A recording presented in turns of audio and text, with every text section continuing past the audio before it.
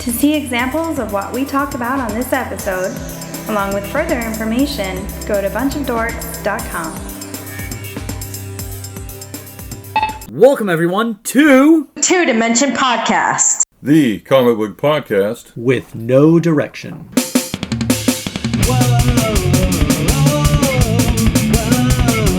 Two-dimension.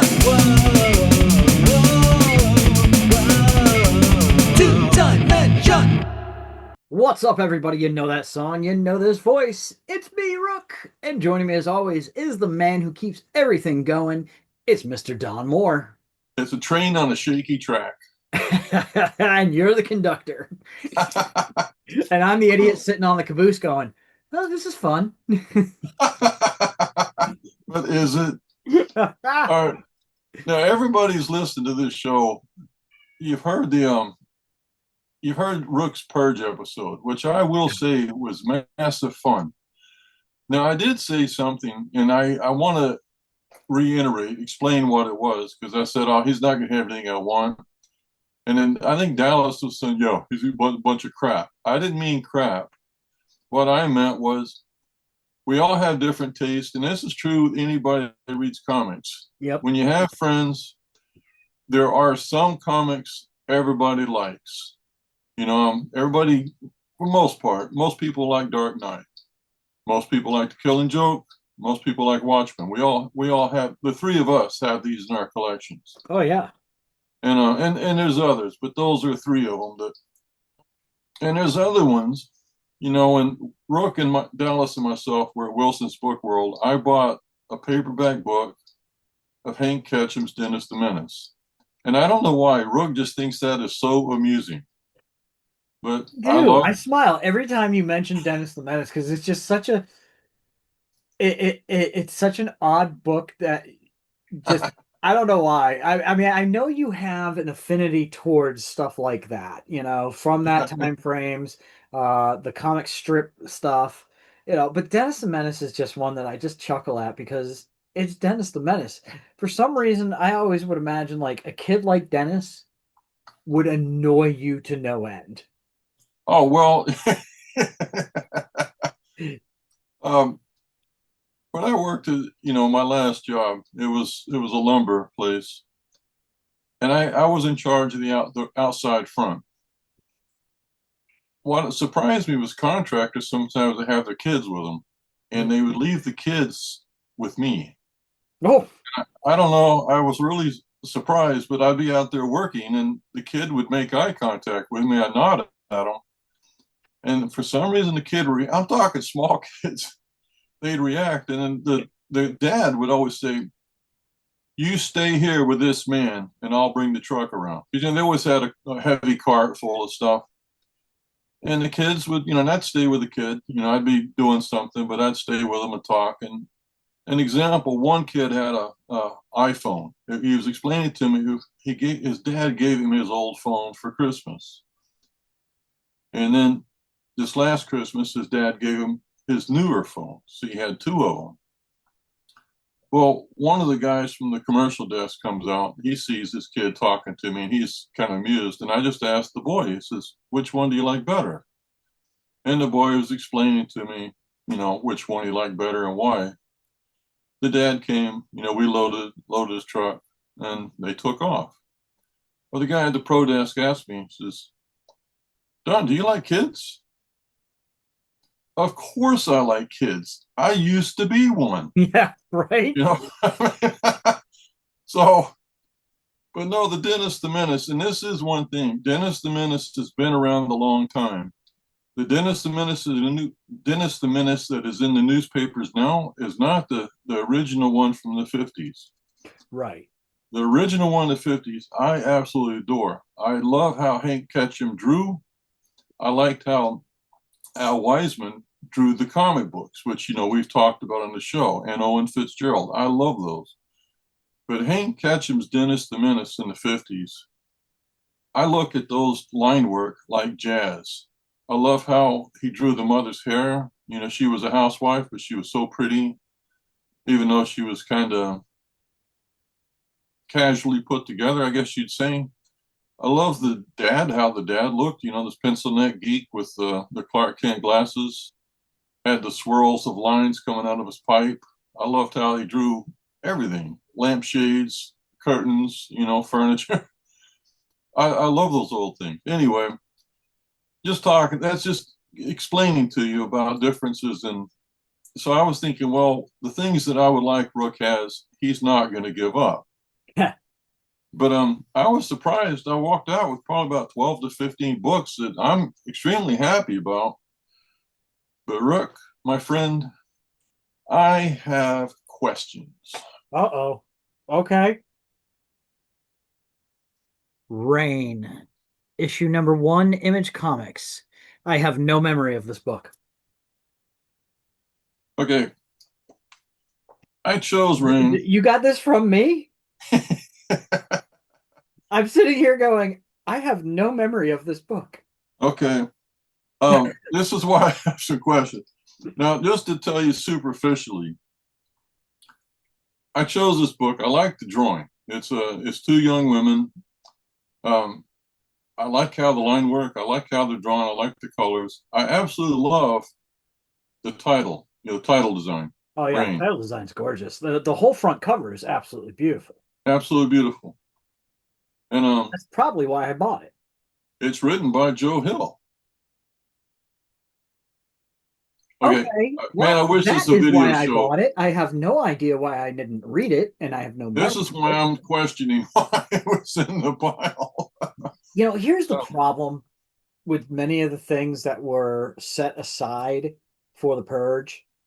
Some of these were bought at whim. Others were bought at series.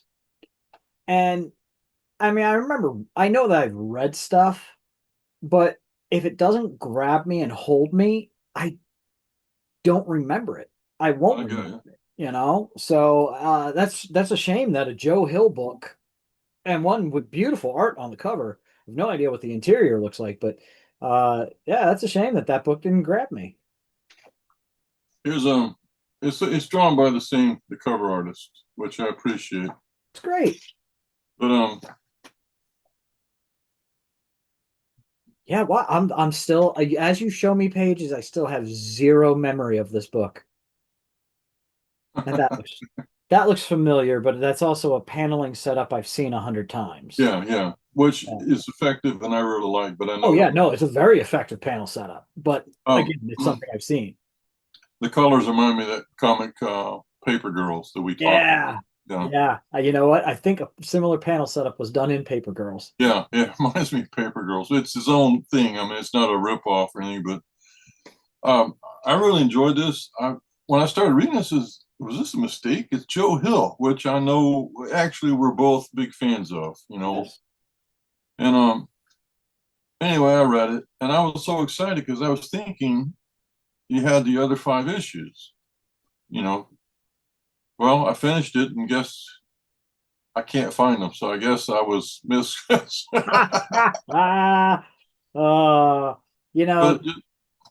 I wonder at what point in time I was grabbing that off the shelf, if that was towards the end of me going to brick and mortar, and right as I turned to crowdfunding comics. So I bet that's why the rest of them aren't there.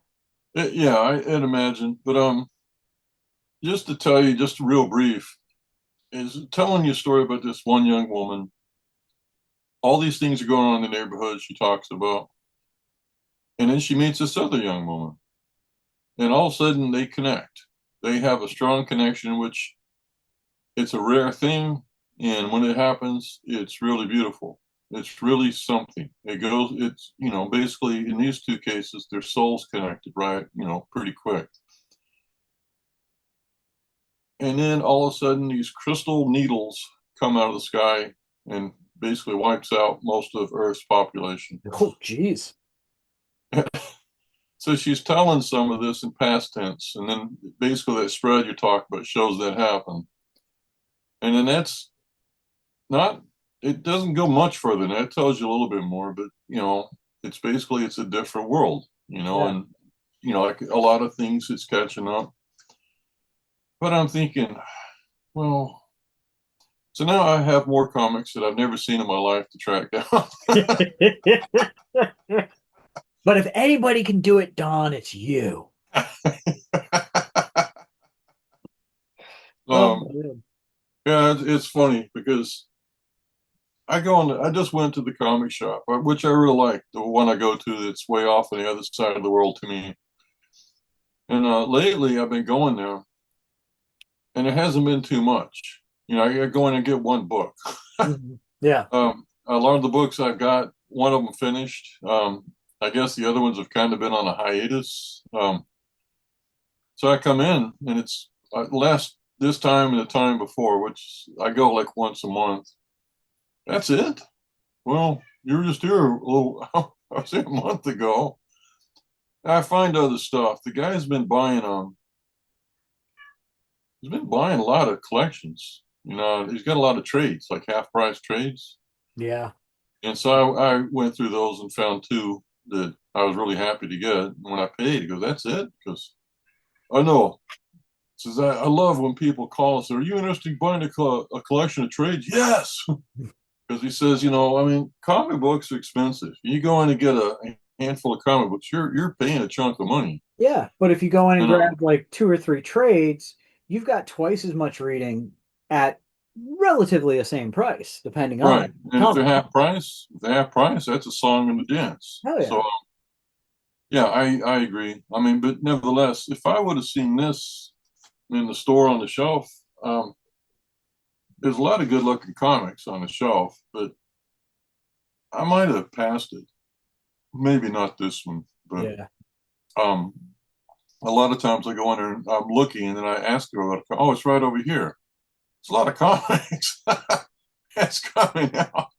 But I don't think I've ever seen this one. But nevertheless, Brooke sent me down another rabbit hole of doom. So thank you, Ah, buddy. what can I tell you, man? Hey, you know what? Earlier in the show, you said a comment that is exactly what I want to talk about tonight for a Yeah. minute. Character design. Okay. So if you've listened to the show for more than 5 minutes, you know that I'm a big Ghost Rider fan. Oh, yeah. Uh, the original Johnny Blaze Ghost Rider, the Danny Kench Ghost Rider is where I stepped in, and that's where I started reading Ghost Rider, was at that point in time. Very cool design, leather jacket, spikes, boots.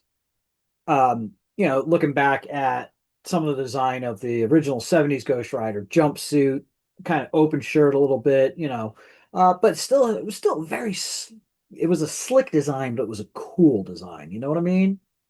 Yeah, yeah. Then we had the Robbie Reyes Ghost Rider come in. Wild design. I mean, the face mask, the way that face is done is just absolutely insane. And, Is that the one with the car? that's one with the car, right? Yeah, I really like that one. Yeah. Now, just last year, I think it was, they introduced Phantasma, the roller skating Ghost Rider. Oh, wow. Okay. Very cool design, right? I Yeah. mean, the Makes me think of Hellfire's Sailor on Moon. roller skates. She's got pigtails coming out of her helmet. The helmet is the skull. Very cool design. Yeah.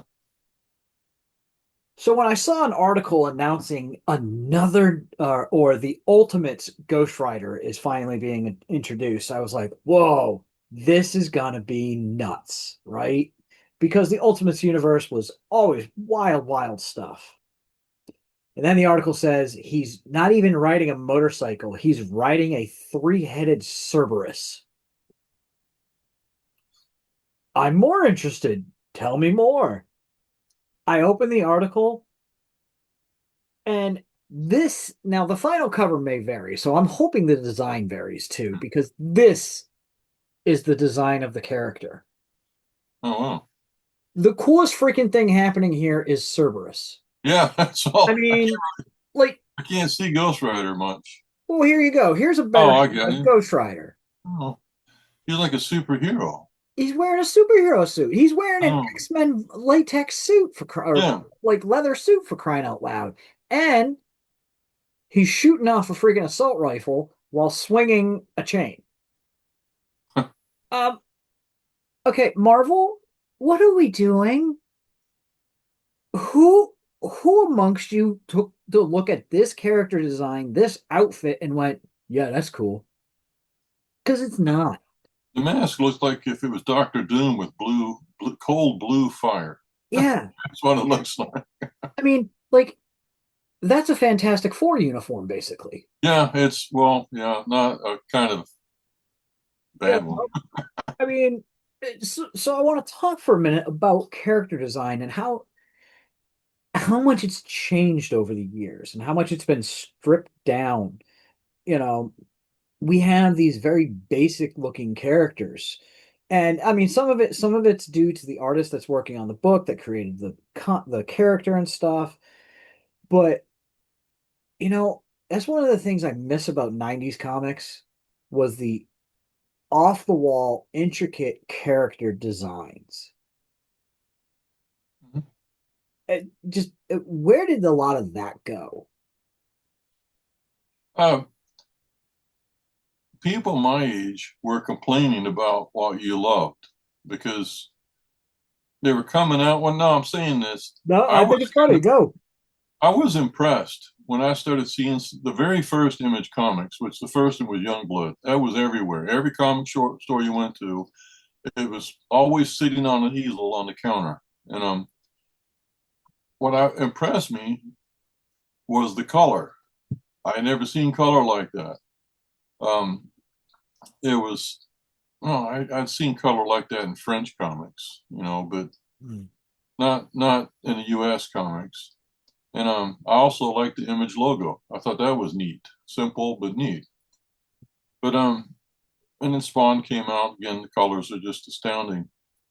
But a lot of guys are complaining because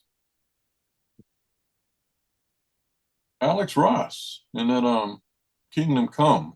Remember that main character Magog? Right. In the notes, at the end of the story, he was talking about designs and stuff. I think it was in the trade, but he said that he basically put Magog as the bad guy, and he designed him as one of the Image Comics characters. All the metal and all the armor and stuff like that. And Yeah. he said basically he hated that stuff. Alex Ross is around my age, and he said, but as he kept doing the comic, he became really fond of Magog. And I thought, but that's the thing. A lot of my generation didn't really like.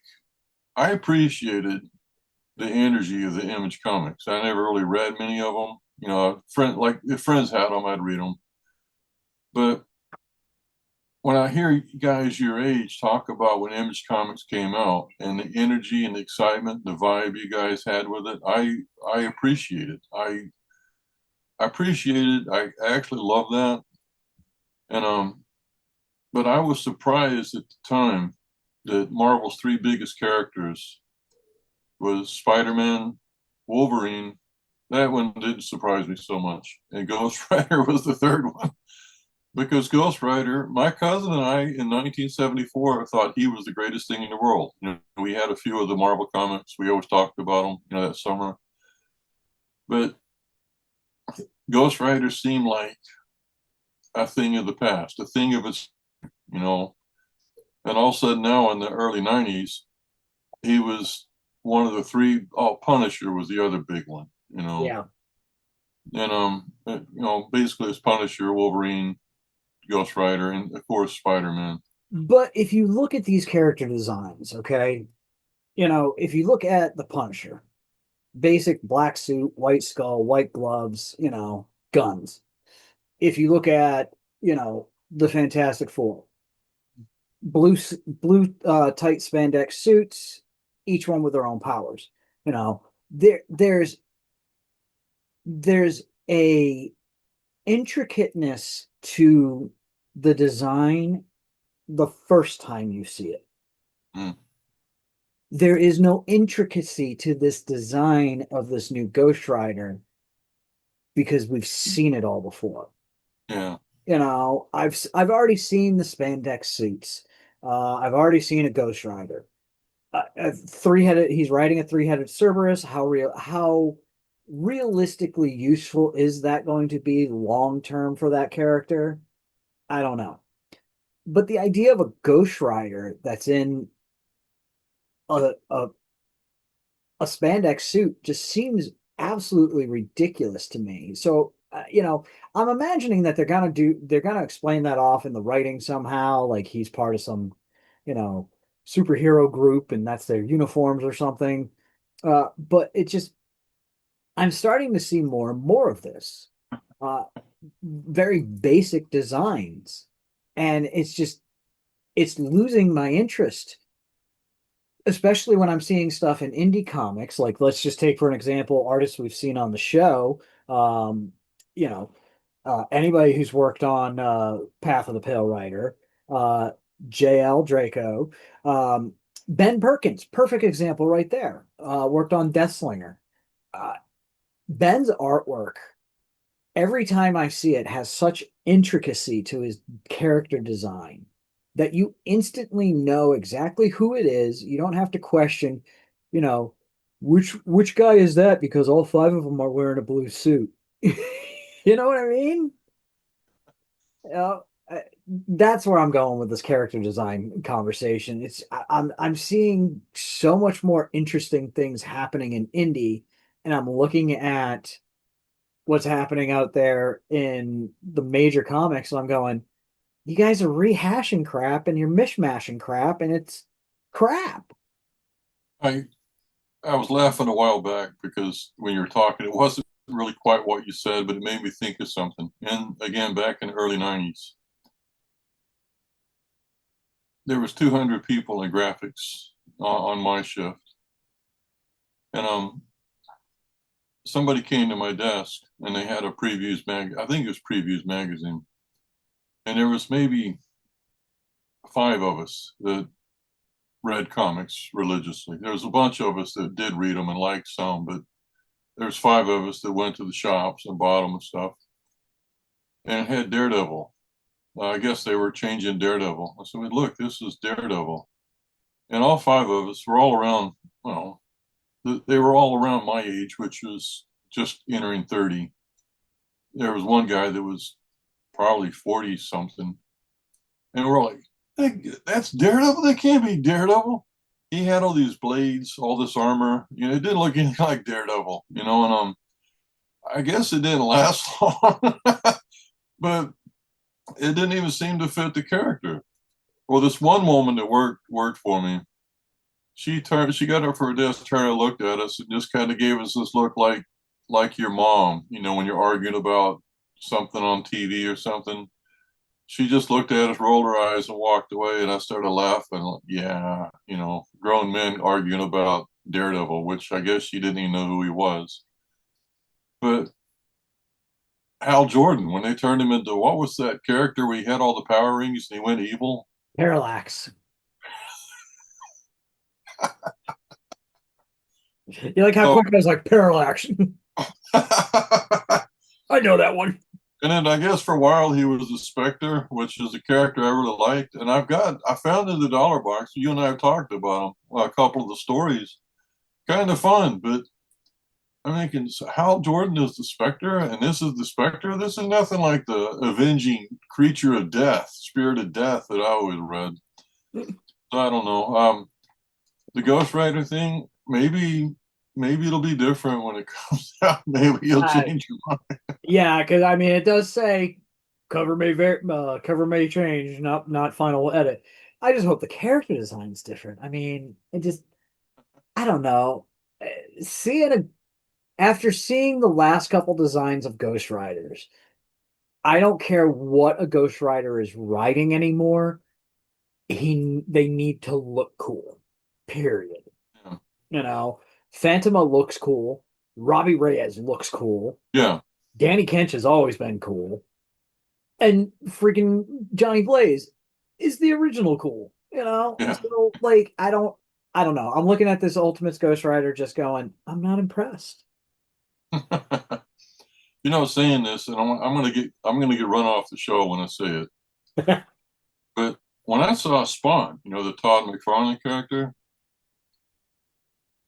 I see the chains, I see the mask, I see the cape, and okay, I see it. But I also see a creature in a muscle-bound superhero suit that looks like the Union Jack, which never made any sense to me. Okay, I see it. I see it. Yep.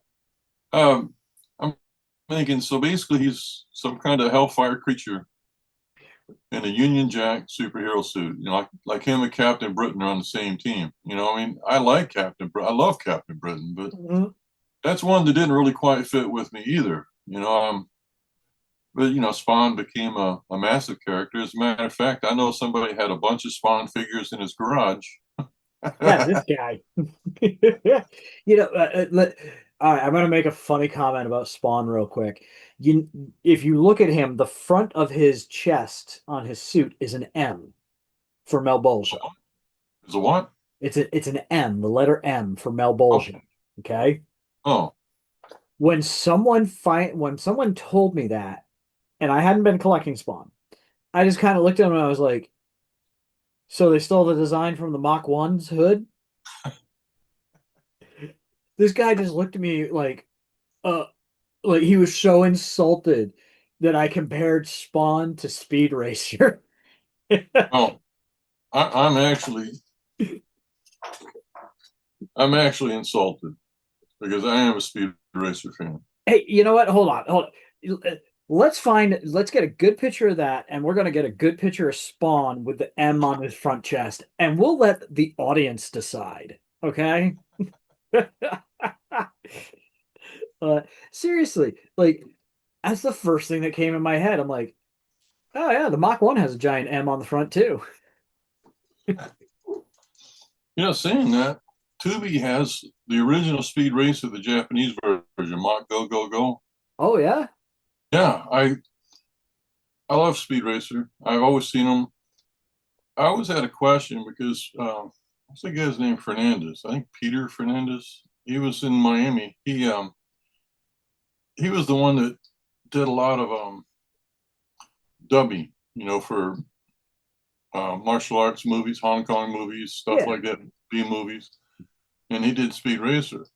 Peter Fernandez. That's the name. But anyway, on the Speed Racer DVDs, of which I have them all, he was, the back material. He was talking about it that Japan, a series will run for one season. That's normally how it goes, and they go away. And then he brought it over to the United States. So he took the episodes and I guess he re-edited them and he created 2 more episodes out of this material. Oh, that's cool. Because you have to have 65 episodes to go into syndication here. Ah. I think it was 63 episodes they had in Japan, but anyway, he re-edited them. And when I watched them as a kid, I only saw them once in a while when we went down to Dallas, Texas. So I'd see a handful of episodes, go away, come back, see a couple more, go away. But I barely saw the mother. I think I remember seeing the mom in like 3 seconds in one episode, except for the end credits. Sparky, the guy that worked for Pops Racer, I saw him briefly, once in a while. And I don't really remember Trixie flying the helicopter that much. And now my daughter tells me differently. And anyway, I've been watching them. I've watched them all before in English, but I've been watching the Japanese version. They seem so much different. The Masked Racer, Racer X, it depends on what the translation was. He was more prominent in the Japanese version. Like he's there, he shows up, he's kind of involved in it. And you start finding out early on that they keep throwing hints about Speed Racer's brother. Now, as a 10-year-old kid, when I watched him in Dallas, I seemed like I seen that show forever when they finally brought it up, that he was in there. So I don't know. I was telling my daughter about it. She goes, no, she remembers Trixie flying. That's the thing. Trixie's really involved in it. She's flying the helicopter quite a bit. The mother is in it all the time, along with the dad. And I have to get used, even though I don't understand Japanese, I read the subtitles, but I always hear them yell, "Go!" Oh, that's right. That's Speed Racer's name. Ah, So, that's and talking about Tubi, they're getting a lot of Cartoon Network shows. I guess started today. oh, nice. And yeah, a lot of them. I guess Courage the Cowardly Dog, Foster's Home for Imaginary Friends, all that stuff. Billy and Mandy, they're all coming to Tubi for free. But another show that I've never seen, that Mal from the Bunch of Dorks, which we had on episode 400, he's the creator of the Bunch of Dorks, so we're part of the umbrella. He always talked to me, and he'd always say it like I knew what he was talking about. There's a show on Adult Swim called Archer. Yes. Okay, you're familiar with it? Phrasing. Now, whenever he said Archer, and he'd always say it to me like I knew what he was talking about, I always thought he was referring to a show called The Venture Brothers. I didn't know what Archer was. Oh, yeah, no, those two different shows. Yeah, there are two different shows. But anyway, Archer's on Tubi. So I've watched basically almost 2 seasons now. Archer? Yeah. Oh my God. Um, I have to say it's a train wreck of a show, but it's one that I can't look away from. Yeah, it truly is. Archer is an absolute train wreck. Every character on that show is their own little train wreck. But it's such a weird, messed up series that you just can't help but just be like, I'm watching this. Why am I watching this? Oh my God, I can't stop watching this. Now, also, when I'm watching it, it's funny. It's really funny and really clever. But all I keep thinking was everybody in the show acts like small children in adults' bodies. That's what Yeah. they're doing. Absolutely. So, have you ever watched Bob's Burgers? All the time. That's one of my favorite shows, and that's the voice. Archer is the Yes. voice. Yeah. Yep, same voice actor. That that's absolutely great to me. Like, because I watch a lot of different animated stuff, anime series, dubbed stuff. Yes, I watch dubs, not subs. Bite me. Um, and it's really funny to hear the same voice actors a lot, to the point where they can only be like one line into a show, and I'm like, hey, that's the same actor that did. I On recognize Netflix, voice actors almost like more than I do actual actors on screen now. I don't really pay too much attention to the. I mean, I appreciate voice actors when they're really good, like the Batman animated series, all that DC animated stuff. The voice acting is par none. Yeah, Now, when that came out, they kept carrying on about. I can't remember the guy that played Batman. Also, Kevin Conley. yeah, Kevin Conner, who is super awesome. He is Batman to me. Yes. But I was reading about that, of all places, Comic Shop News back in 1992. They had 2 cells they were grayscale cells in this magazine. But they said they showed at the San Diego Comic Con, and everybody was excited about it. But people said it looks a bit like the comic books and has an anime feel, which is exactly what the panel showed, and that's what the show kind of was. But they had a picture of the cast. Mark Hamill is the Joker, which I was perplexed about. But and they kept saying Kevin Conroy can do 2 big different voices, Bruce Wayne and Batman. And I'm like, I don't care. I never enjoyed it when they put on an animated show and they say, "Well, the voice talent's off," and they're always celebrities. Yeah. Okay, but the voice acting in that, Kevin Conroy was unbelievable. Absolutely. And, he is Batman to me. The voice acting all the way through all those shows, Batman Beyond, Justice League Unlimited, Superman, par none. Yeah. But Oh yeah. no, It's funny because I remember watching, gosh, I can't remember which one of the Batmans it was, but uh the Joker was not voiced by Mark Hamill. no. It was voiced by Joe DiMaggio, the guy who does the voice for Bender on Future. Oh, okay, yeah. Dude, I was so thrown off the whole time he would speak, and I'm just like, what? That's not. Why is Bender talking to me? Yeah, it just No, messed me up, man. it's hard. It's hard to believe that that's Mark Hamill doing the Joker. I mean, it doesn't seem anything like Mark Hamill to me, but he, God, he was greatness. Is Well, that?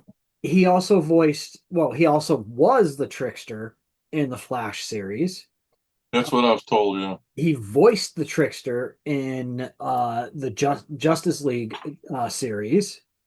So, I mean, yeah, I mean, Mark Hamill has done a lot of voice work, stuff that you like don't even realize it because he works his voice. He really does stuff with it to change it up. So, he was in Wizards, an animated show that we both like, Wizards.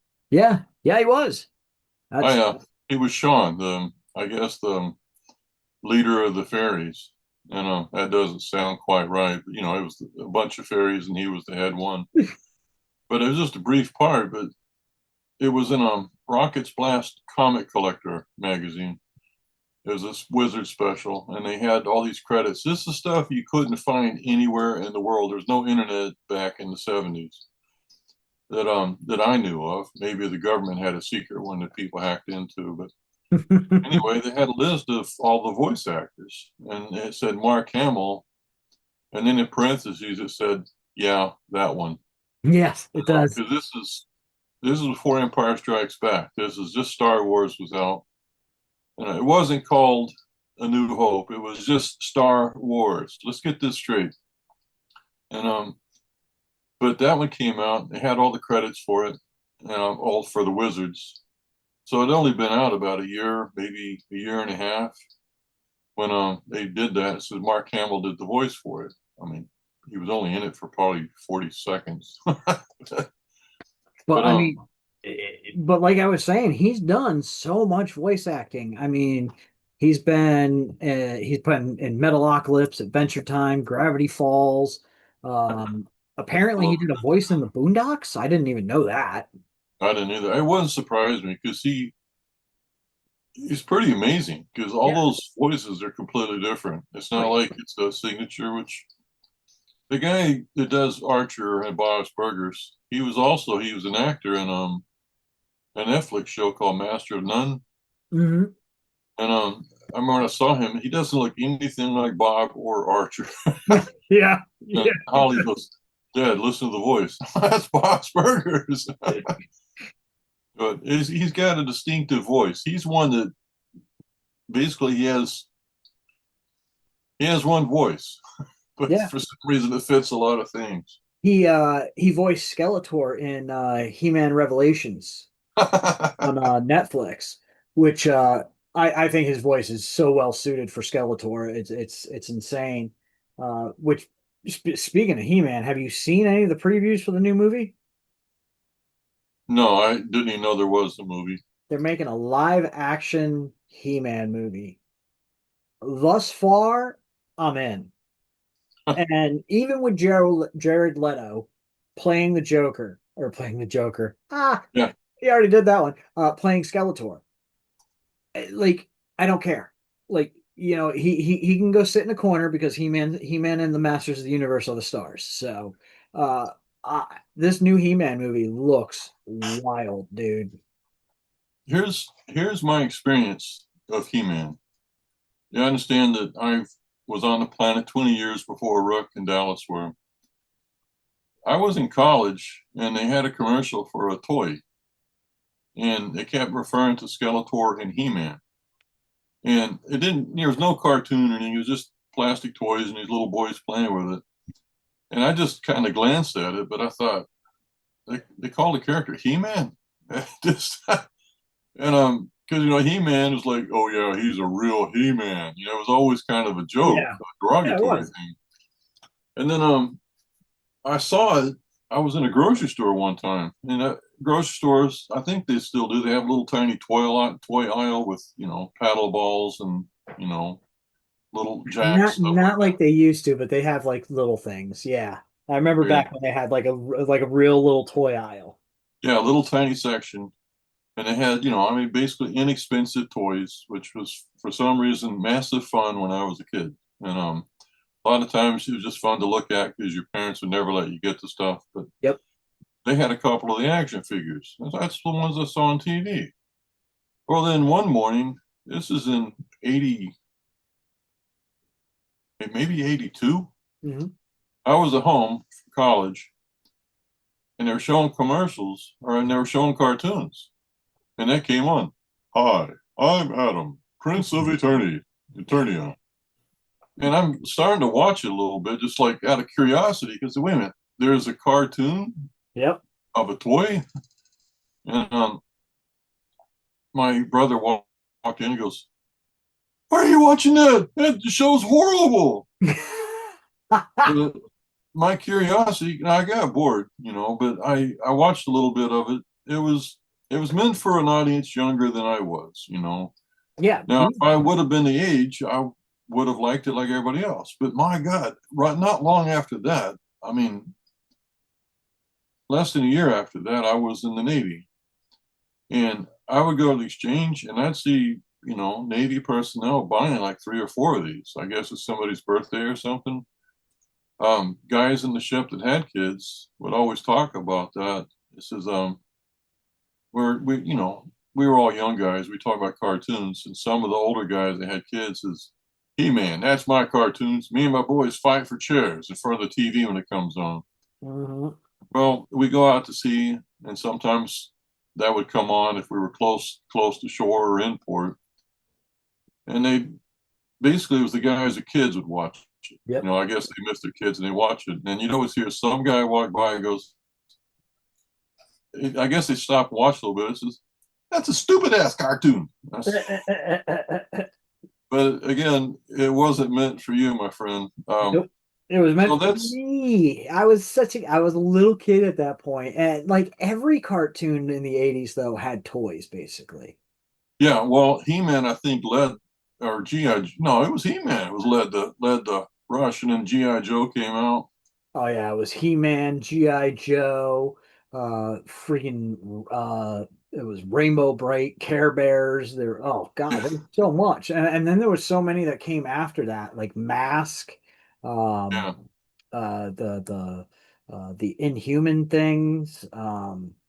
Gosh, I actually follow a page on Instagram that is like old 80s cartoon intros. Yeah. Every once in a while, like one will pop up and I'm like, oh my God, I randomly remember this. I would have never remembered it if I hadn't showed me that intro to that cartoon, you know? This guy I knew, he worked for Hanna-Barbera. He was the executive producer there. He was an artist and became a producer. And we were talking one time. He said, "There's more animation being done now." This is in the mid 80s. Mm-hmm. He says, "Than there was during the golden age of animation." Yeah. Also, understand animation in the 70s, they talked about animation was something that happened that you'll never see happen again. Because in the golden age, they some key personnel were making good money, but most of the people there were not. Yeah. Disney had a strike before World War II because I think they had a handful of, well, it was the 9 old men, but there was a few more, Art Babbitt and a few other people. They were making good money. I mean, they had big houses with servants and stuff like that. But the people that worked for them, below them, in betweeners and stuff, were basically on the poverty line. Well, That's where, things changed. But they yeah. said that you'll never see it again because you'll never get that kind of workforce that'll work like that. They couldn't afford to pay the people what they were worth. Mm-hmm. And then the 80s came out and animation was booming, but I never got into it. I would have liked to. But I asked him why the toys. He said, and we said that he hated to say that because he knew it was kind of, it was basically making commercials for kids to want to go buy all this stuff. Mm-hmm. I didn't see the problem with it because kids love it. You remember with massive fondness, But I guess it kind of gets into standards and practices where thinking, is this really really right. Is this toy appropriate for these children? I don't know. All it says is die, die, die. Oh yeah, that's Well, totally it's not fine. This is that. the It's 80s. usually buy because Yeah. you're watching GI Joe and they have all these awesome things that you can't buy. You go to your parents, I want this. Well, I just bought you a couple figures. Yeah, but I don't have the bazooka that shoots planes down. And Listen, I was that kid. You have no oh, idea the massive, massive collection of GI Joes I had when I was little. I mean, the room that I'm sitting in, you know this room. yeah, I could fill this thing with just the GI Joes I had as a kid because a lot of them were huge. I had a lot of the vehicles. I think it was called the General, where it was like this flat rolling command base, and like the sides lifted up so you had little play spaces inside. yeah. It's a helicopter that could land on it. Um, I thought, oh, the middle opened up and a giant cannon came out with a spring to it. I had several of the planes, tanks, all kinds of stuff, man. You have the aircraft carrier. No, I never had the aircraft carrier because I mean, as much as I make jokes about like I didn't grow up with money, I grew up with enough money that like my parents would buy me crap like that. But that aircraft carrier, that thing was like a $200-300 toy. Oh, I know. It's a joke because the reason I know of it was I see it on Facebook and people said, "Who had it?" Nobody. I've never heard of anybody having it. Said, but you all wanted it. My Who wouldn't want it? But the thing looks so big, you'd have to have your own room just for the aircraft carrier. my cousin Eric had it Oh, wow. in the basement. I remember it. I'm pretty sure he also had the Terrordrome too. Wow. Yep. Yeah, the But so I big guess round Cobra base. the Kenner Star Wars stuff that came out in the late 70s after the movie, they had a Millennium Falcon. Hmm. And that's another one that people say, anybody actually have this? Yep. I guess there were some kids, but One of Dallas's brothers. We grew up playing with the Millennium Falcon. oh man. Oh yeah. Oh yeah. Dallas and I grew up playing with that Millennium Falcon. One of his brothers had an original Millennium Falcon. Now I understand Dallas for finally, after all this time, because Dallas I've always found perplexing because when you see Dallas, and I joke about this, and I hope I don't offend him to it, but it doesn't matter. The world could be in flames. Everybody could beat each other's throat. And Dallas says, "Hey, how you doing? Ooh, I'm good. How are you?" Yeah. And he just seems like that. He's Barney Rubble from the Flintstones. And I was really shocked when the first time I went to Dallas's house. We live in Florida. We live in the mid west coast of Florida. And I was shocked when he basically drove to Atlanta to go home. And I'm like, how is this possible? And the job we had, we worked a lot of overtime. So it wasn't a scarce thing that we'd have to work 10 hours every day, 7 days a week. Everybody comes in tired. I live 20 minutes away from work. And I'd come in like, oh God, I don't know if I can do this. And then Dallas, how you doing? He drove 2 hours on the way there, on the way back. He's always popped. But now it's because he grew up playing with the Millennium Falcon. Exactly. It's a charmed life, my friend. A Listen, charmed life. how can you not be happy when you grew up playing with some of the toys that every other kid coveted? Like would look at and drool over. I mean, one of his brothers, and him and I just talked about this recently, in front of his brother, one of his brothers. One of his brothers actually had the Darth Vader head that held all the Star Wars figures, I've seen pictures of it. Yeah. and it was full of figures. Now, mind you, Dallas and I are probably 7 or 8 years old at this point, maybe 9. Okay. We would sneak that thing out from under his bed or inside the closet, wherever he chose to hide it that particular day, just so that we could take it out and we would play it. We would memorize where every single one went because they weren't in there by their nameplates. Oh, We would memorize where they all went and do our best to put them exactly back where they were and then put the case back. The two of you talked about one episode because I was there, and you were talking about sneaking into his brother's place, and I guess it was the Star Wars figures you talked about. It was something that you guys are sneaking in there, and he would have killed you if he would have found out. That would have been this, the Darth Vader. Oh, Yep, well, that would that have been makes exactly this. Yep. people don't understand now. It's hard to imagine now, but the Star Wars line when that came out in '78, there was nothing like it at the time in the United States. I'm told Japan had stuff like this, Yep. but in the United States, they'd only have something with one, two, three, maybe four different figures. Usually it's the same figure, just with a different head. You know? And they were usually bigger. Yeah, they're usually bigger. And they when that line came out, it was shocking. And every store, it didn't matter if you went to Penny, Sears, Kmart, any place like that. In the toy aisle, they had a big rack with all the figures on it, of which there was probably 40. I remember they had the Jawas, they had the Tusken Raiders, they had everything. There And, was okay, so like I'm not old enough to remember when the first movies came out and the toys were in the store.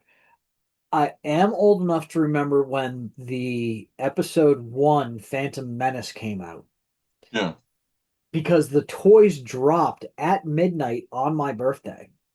And I'm pretty confident I've told this story before too.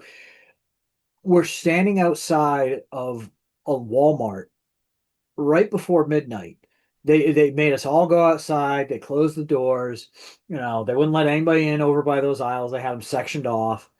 So we all were lining up out there, right? It wasn't really a line, it was more of a gathering. They open the doors and tell us we're allowed to come in. As soon as we get inside, as soon as I pass the threshold, I hear somebody go, "That's him?" Yeah. And everybody starts singing happy birthday to me. The most confused faces on Walmart employees ever. But God, that I remember that was like two whole aisles of toys for that movie. yeah. I mean, and it had like a little communicator thing where each toy came with a little chip that you put on there, and then you stood the figure on that, and it talked to you and stuff. I didn't know that. Yeah, yeah, it was like that was not very cool. That was very overcomplicated in my opinion. I wasn't interested in that part. I do I remember because the Star Wars toys, it disappeared. They were out for a long time. Mhm. But there was a guy that at work that I walked by his desk one day, and he had a little tiny box. I remember he had a couple of Micronauts figures, which was a popular toy my brother played with in the late '70s. Yeah, And yeah, I remember Micronauts. I remember he had Yoda, the figure for Yoda, and I think Luke Skywalker.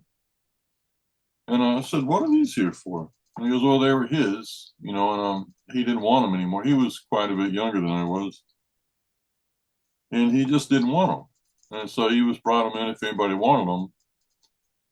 Well, somebody came over and said, your daughter might like these." Well, Holly was a year old, and so I said, "Well, I don't." And she goes, "Well, she'll get older."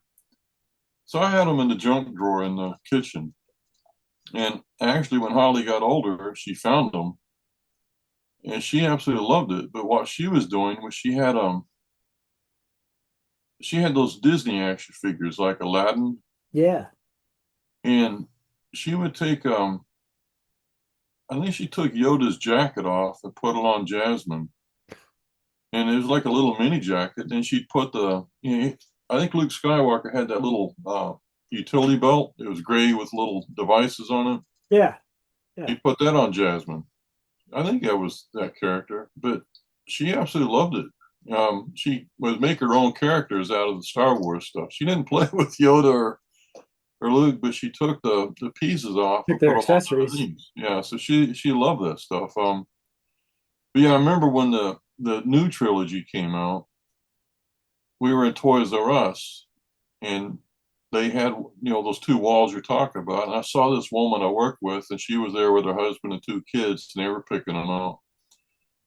At the time, Holly, she's a big Star Wars fan now, but at the time she had zero interest. And I remember I walked by the aisle and saw it, and I thought it was Chewbacca with a flat top and an eye patch. Ended up, I guess they go to his planet and see a bunch of creatures, but I thought, so that's Chewbacca now. He lost an eye. No, it's a totally different Wookiee. Yeah, different Wookiee, but yeah. So I saw it sort of from the outside. My brother's considerably younger than I am. I remember he had the Stormtrooper, and he had a Darth Vader, and then one of my younger cousins had a multitude of those figures. But yeah, there was nothing like the Star Wars line when it came out.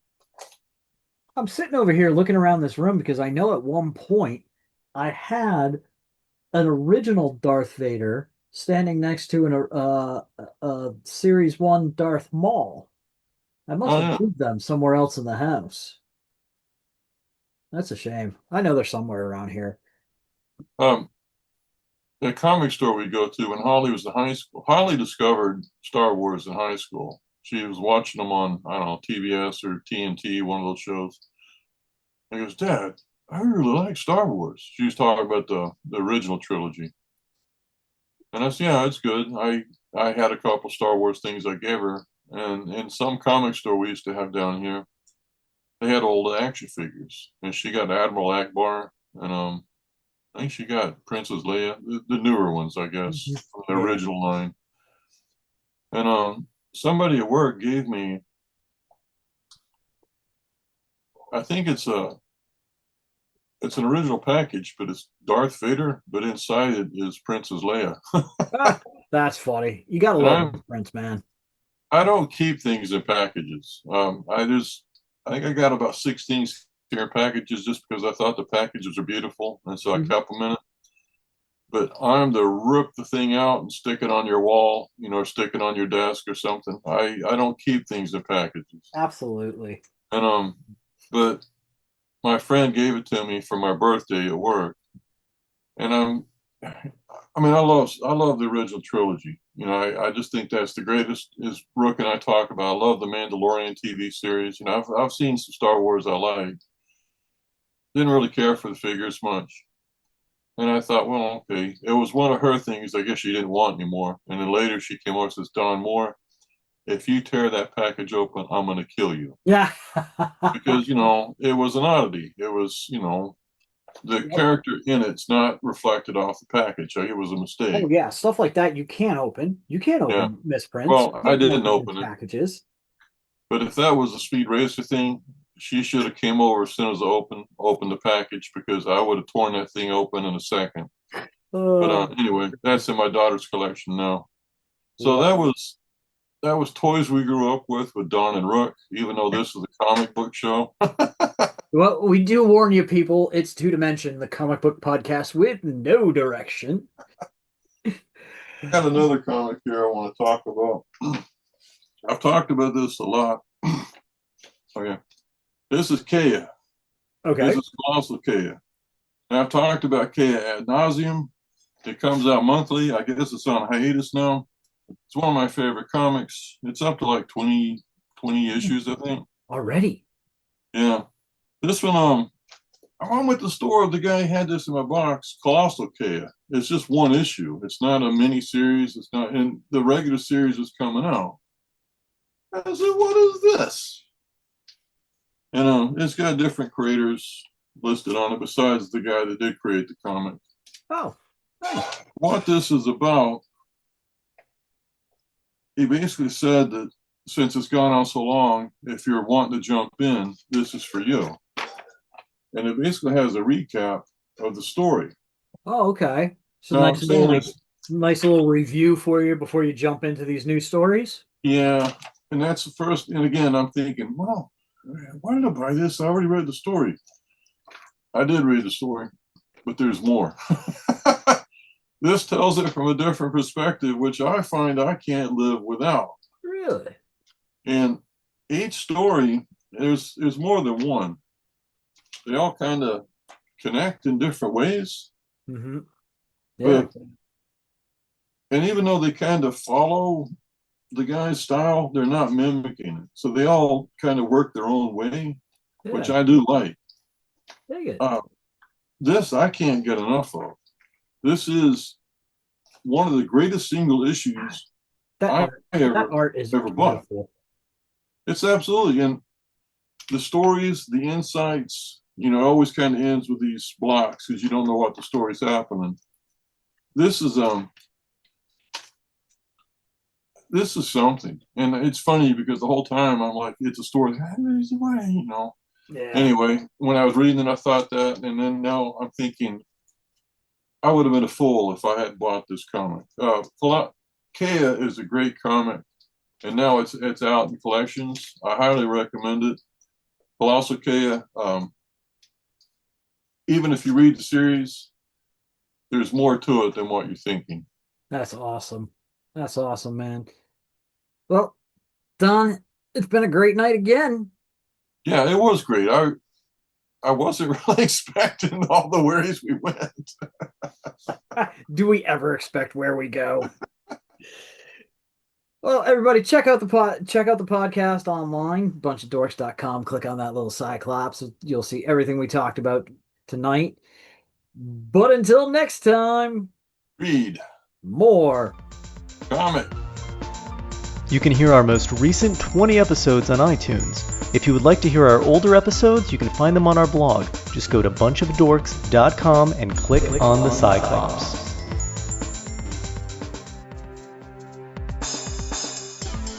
Your Dimension can be found on iTunes and Stitcher Radio.